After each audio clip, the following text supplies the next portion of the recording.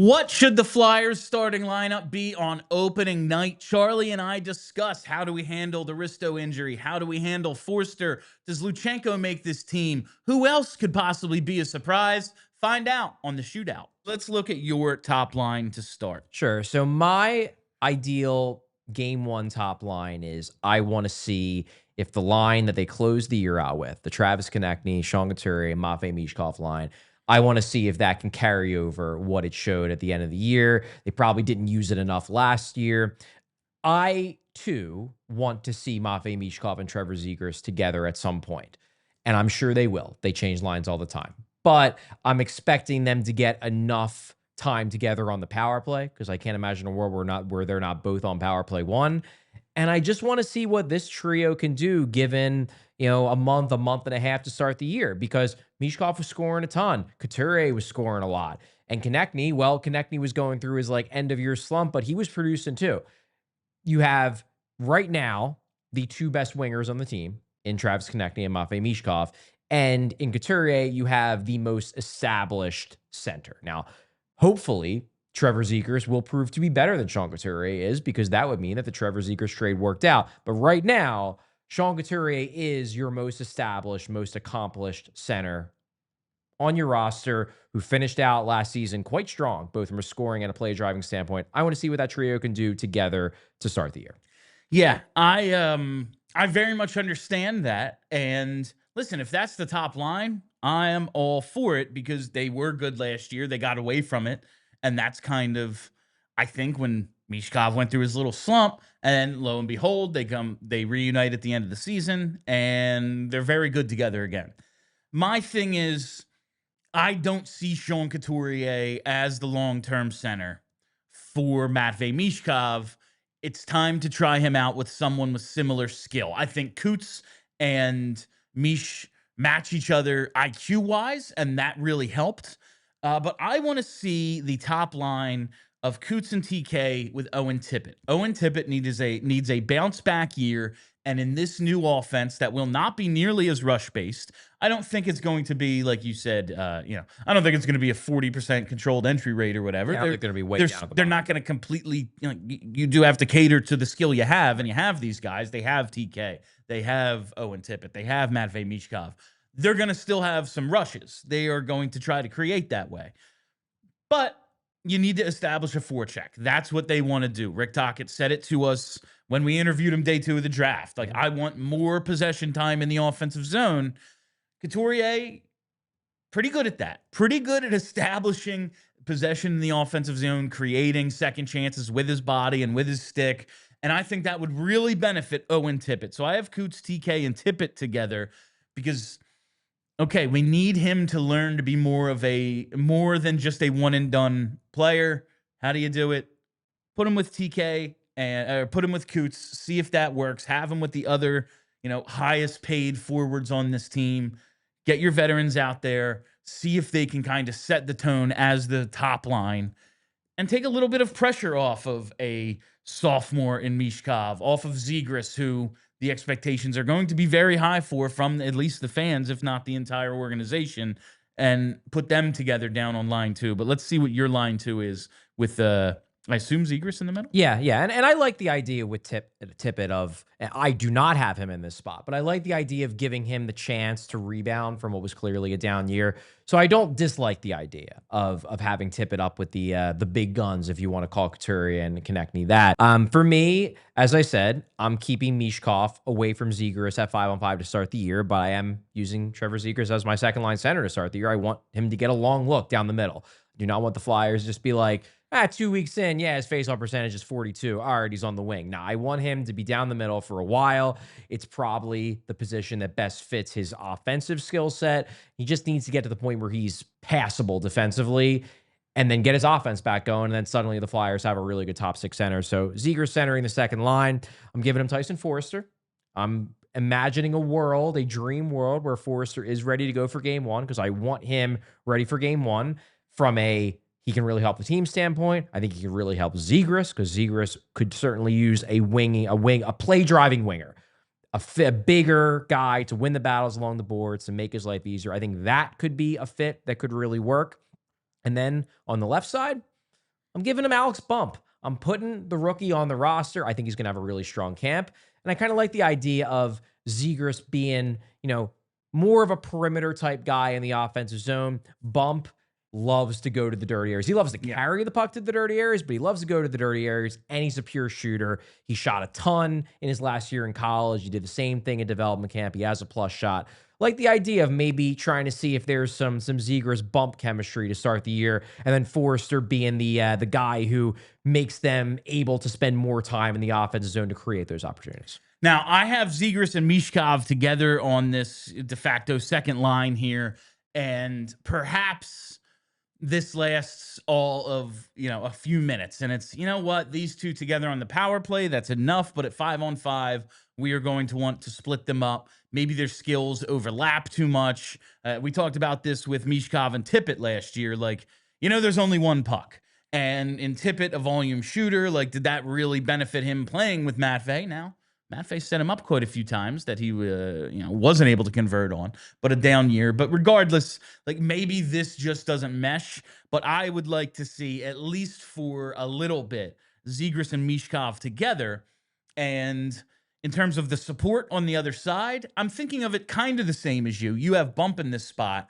I am going with Christian Dvorak to provide just a little bit of swing center skill. He can take the face-offs when necessary. So, Bump is still your center. Zegras is still your center, but maybe he doesn't take every face-off. Maybe if they get stuck in the D zone, you have the guy who's at 55% rather than 42%. Take the draw. Maybe they switch depending on who's stronger on either side. Probably should have looked at their handedness, but we're just going to go with that. Face-off ability matters more than handedness, at least at this stage. I think they're both lefties, though. Okay. Just having a little bit of that support and having a guy with a little bit more size who can swing between center and wing to put with Zegras and Michkov, a little bit more of a veteran guy, someone who knows what Rick Tocchet wants. He's played under Tocchet before with these two young potential stars. I think that makes a ton of sense. So that's how I'm putting together that second line with Zegras, Dvorak, and Michkov. Yeah, I like that. I like the idea of Dvorak. Number one, I like the idea of Dvorak on the wing. I'm not sure if the Flyers will, at least to start the year, but I personally do, especially if the guy who I have centering my third line makes the team. I really like Dvorak as a winger, but we'll see how that plays out. I like the idea of Dvorak being the support guy, the do the little things type to Zegras and Michkov so they can do their fun offensive things. My third line, I have Dvorak on the wing as well. He's my 3 left wing. His center is Jet Luchanko. I'm rooting for Jet Luchanko to make the team. He obviously made the team last year, played a few games, then got sent back to juniors.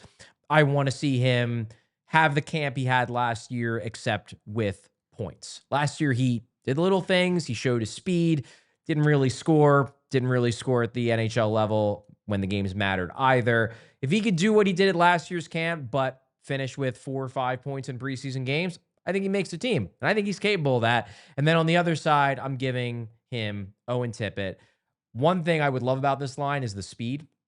I know Christian Dvorak isn't the fastest, but Tippett and Luchanko, that would be a fun line in terms of pure speed. They're probably the 2 best pure skaters on the team. I think I'd put both of them higher than TK in a straight line. TK may be a little shiftier, but that's a very speedy third line. That's exciting. I don't think they would be able to do anything except play off the rush, because if they're that fast, why not?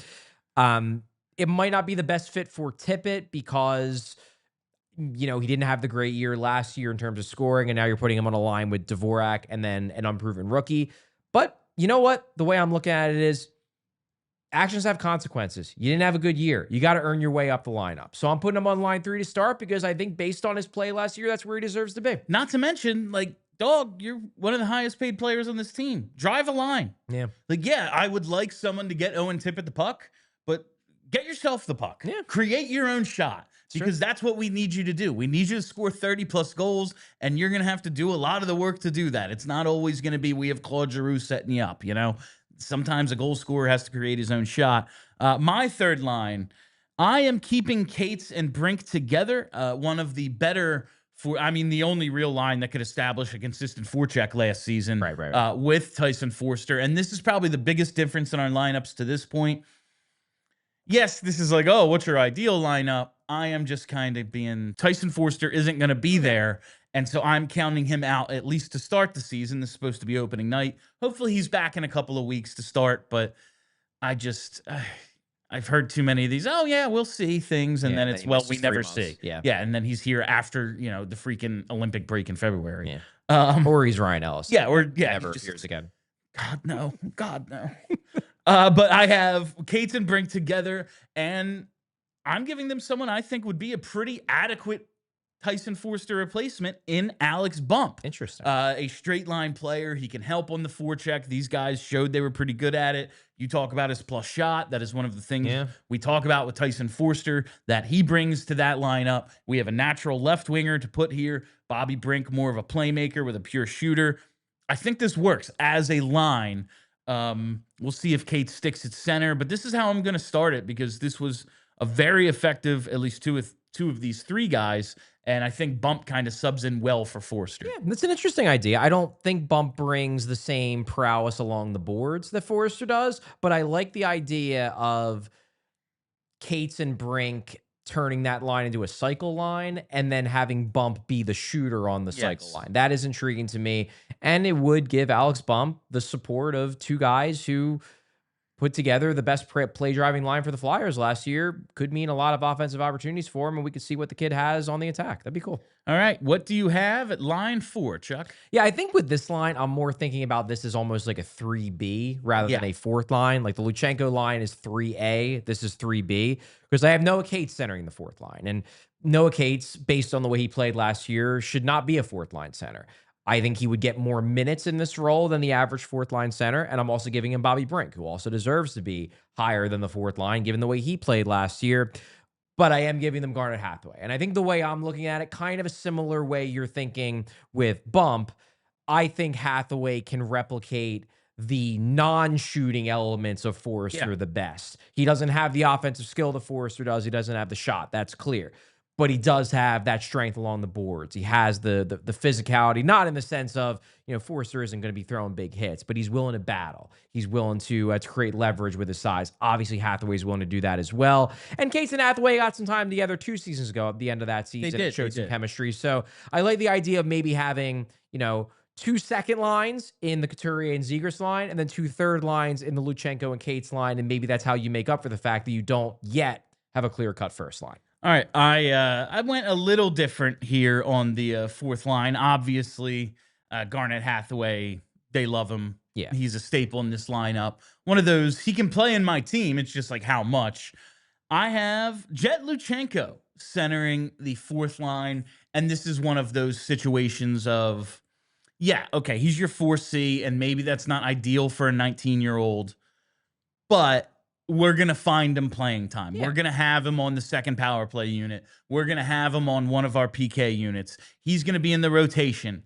We talk all the time. Yeah, here are your lines, and guess what? They're in a blender halfway through the first period. He's going to get time with everybody. But in your, hey, this is how we lay it out on pregame, he is your 4C. And this is really where I struggled because initially I had at 3 left wing Porter Martone, and I had Bump on this fourth line, kind of in this Luchanko role of, but we're going to find you time elsewhere, not just 12 minutes a night, because what good does that do for anybody? So this is where I had to do my editing, and I'm thinking at first, all right, I mean, Deslauriers's here, and they talk about wanting protection for the young guys, and listen, maybe Tocchet loves him and he plays more, but under John Tortorella last year, D'Lo didn't get a ton of time. It's true. Then I was like, okay, what guy could make it? And I would love to see Samu Tuamala just get a chance because it feels like he's been here forever and I just want to know. But just thinking about the makeup of this line with Luchanko and Hathaway, I'm putting Grebenkin in there. Okay. I am going to have Nikita Grebenkin in here to add a size element to go along with Garnet Hathaway. Not thinking he's going to be scrapping a ton, but he is like 6'2", 210. He can maybe help out on the power play a role outside of what he does on the fourth line, and be a little bit of that dirty work guy for the Luchanko line. You have him between Grebenkin and Hathaway. I think that's kind of formidable. It has good size, a little bit of offensive upside with Grebenkin and Luchanko. I think it could be a lot worse than Grebenkin, Luchanko, Hathaway. Yeah, that's fair. And I could see Gurbankin battling his way onto the roster. He's the kind of guy where you wouldn't necessarily hesitate to use him in a fourth line role as long as he's getting some extra minutes here and there. You obviously don't want to only be giving him 7-8 minutes a night. That's a waste of his time. He's not the only guy battling for that spot, though. If there's an open spot, to battle with Delorier for that. I know, Rodrigo Abels and Carson Dorward are centers, but they could both play wing, and they're both, bigger bodies. They've talked up Devin Kaplan as an option. He's another guy who could bring some size to the table. But I think out of that group, Gurbankin is probably the most exciting, the most intriguing. So I totally get why, if this is your ideal line, him winning a job is more fun than Rodrigo Abels winning the job. And just the idea of, all right, we don't have Tyson Forster. You lose some size, maybe a net front or bumper power play option. Like, I think Gurbankin could slide in there and do some of the things that Tyson Forster does for you while he's out. So those are our forward lines. On defense, while we were opposite when it comes to how we treated Tyson Forster, it's funny because we both have Risto. Yeah. And I think it comes down to both just really hoping against hope. Be healthy and get traded, Rasmus. Be healthy and get traded. I do like, because we both have him with Emil Andre. Yes. I like the idea of pairing Emil Andre. I want Andre on the team, even though I'm skeptical he will be, at least to start the year. I personally want him on the team. And if he's on the team, I want him I want him getting proper support. I think Ristolainen, with the size that he brings to the table, with the physicality, maybe teams would be less likely to take a run at Andre if Risto's on the other side of the pair. Also, it just gives someone like Andre's 5'9". He's never going to be great at winning battles along the boards and doing net front stuff. Risto can do both of those things and let Andre be more of the puck mover. So I think that's another reason why I'm hoping that Risto is ready to go, because I like that as a third pair. Your other pairs, York Sanheim seems like the logical first pair. Sealer Drysdale was fine last year. I don't have any problem with that being the second pair, at least to start the year. Yeah, our defense, while our offense did, there were a ton of differences. We both had the same starting six. Which I think is funny. Now, there's only so many righties available, so maybe they don't want to go lefty-lefty as your top pair, but also those are by far your two best defensemen. Yeah. So what the hell else are you going to do? Sealer Drysdale makes sense, and again, Andre Risto, as you laid out, I like that. Neither of us, I think, have Zamula. Yeah, he's the healthy scratch on both of our lines. We have Zamula in that 7 spot, and I find that funny. Because over the last 2 seasons, Sanheim has played 163 games. Sealer has played 148. So has York. Number 4 among the defense, Yegor Zamula, 129 games. No one else has more than 94, which is what Risto and Drysdale have. He's been a staple of this blue line for 2 seasons. And I just feel like it's been, we've seen it. We now have 130 plus games of sample size with Zamula. He is what he is. I think he's a good 6-7 in this league. I think he's a fine body to have, but I don't need him in the lineup every night. Yeah, that's kind of where I'm at. I think to me, it just comes down, it's either Zamula or Andre. And I'm much more intrigued by Andre's upside. Andre just has the upside. Maybe he's not as good. Yeah. Maybe he's an AHL guy, just doesn't have the size. He doesn't have the just quick reaction enough to protect himself. And if he can't, he's not going to be in the lineup whether you want him or not. And he's a good skater, not a great skater. Not an elite skater. Usually the small guys, at least coaches look at it, they have to be great skaters. But it's just, I think I've made up my mind about what Zamula is at his peak. Yeah, we talked about this when we broke down the defense a couple weeks ago, that Zamula actually last year put up really, really good underlying metrics at 5-on-5. Even as someone who is very much a believer in advanced stats. This cracks me up. I watched him last year and never once saw a guy who I felt like was playing well enough to deserve those numbers. So I'm very skeptical that he will do that again. Sometimes, especially in a 1-year sample size, weird statistical quirks happen where a guy's numbers are way better than his true talent level. I can't help but think that that was the case with Zamula. That, the numbers are real good, but it's not real. And next year they won't be that good because he's just not that good. I don't see a guy who is a legitimate play-driving defenseman. I don't see a guy with that kind of skill set. And I look at Andre as a guy who could be. So I'd rather see him in that role than Zamula. I don't want to get rid of Zamula. He's fine as the 7, but he's just not somebody who would be in my ideal game 1 lineup. Doesn't excite me that Zamula, like, yeah, as an injury replacement or a guy who plays 40 times a year, dope. I think you could do a lot worse than Zamula.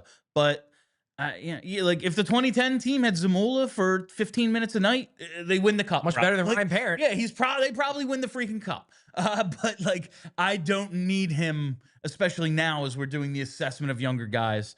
I don't need him in there. If I had to guess, I think he probably is in the lineup, and Andre maybe starts the year in the AHL. That's my guess. But that wouldn't be what I would. Yeah, it's not my ideal lineup, and guess what? I'm in charge. There you go. This is Bill's team and Charlie's team. All right. In net, we are also opposite. I want Dan Vladar starting on opening night, and it's for a very simple reason. I think Ersson does have a future with this team. I think Ersson has a future as a backup or tandem goalie with the Philadelphia Flyers. And if Vladar comes in and has a great camp and shows maybe he's ready for more of a workload, as he's talked about, he was not happy being a backup in Calgary when Dustin Wolf kind of took over and established himself as a Calder finalist and all that. He wants a chance to show he is more than what he has been thus far in his career, where he's never started, I think, more than 29 games. If he comes in and takes this job, it means Ersson, the guy I'm more invested in, he is in the role that I think ultimately suits him. I think everybody kind of being what they're supposed to be is the best way to evaluate them. And that means Vladar is the starter here. That's what I would like to see happen. I believe Charlie is opposite. Yeah, that's interesting. I think where I come from is that I think they, in their heads, they want this to be a 1A, 1B, but I don't think that they are looking for Vladar to steal the job in camp. Now, if Vladar outplays him in regular season play, I could easily see it going to a 60-40 Vladar-Ersson split, and I think that's fair. But I think that Vladar doesn't have the track record in the NHL for me that I think even with a few, like 2 or 3 good preseason games, that I would want him jumping the guy who's been the Flyers' clear-cut number 1 for a year and a half. I want Ersson to start out with that job, and then Vladar maybe to take it. But to start, at least, I want Ersson to be the 1A.